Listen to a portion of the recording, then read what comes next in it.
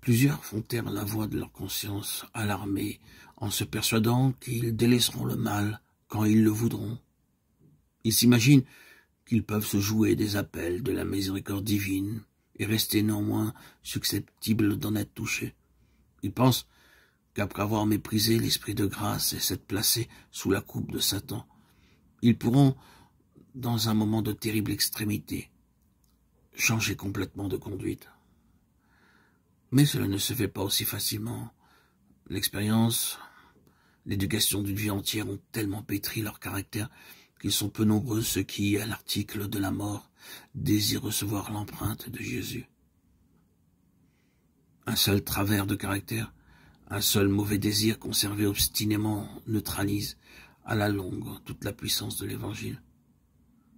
Chaque jouissance coupable fortifie l'aversion de l'âme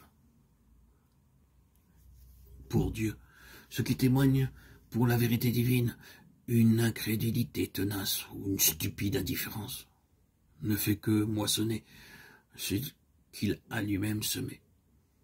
Il n'y a pas dans toute la Bible un avertissement plus effrayant contre le danger de jouer avec le mal que celui contenu dans ces paroles du sage.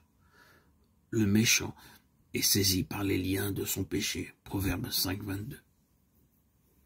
Jésus-Christ est tout prêt à nous affranchir du péché, mais il ne force pas notre volonté.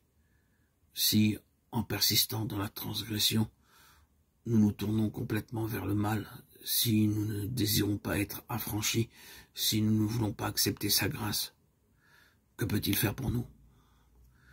Nous sommes condamnés nous-mêmes en rejetant obstinément son amour.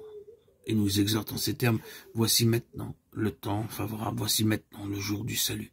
2 Corinthiens 6, 21. Aujourd'hui, si vous entendez sa voix, n'endurcissez pas vos cœurs. Hébreux 3, 7, 8. L'homme regarde à ce qui frappe les yeux, mais l'Éternel regarde au cœur. 1 Samuel 16, 7.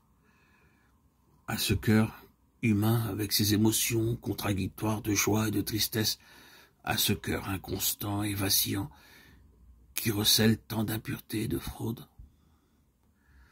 Il en connaît les desseins, les intentions et même les mobiles.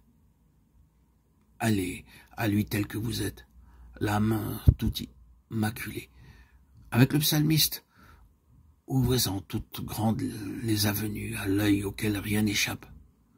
En vous écriant, sonde-moi, ô Dieu, et connais mon cœur. Éprouve-moi et connais mes pensées.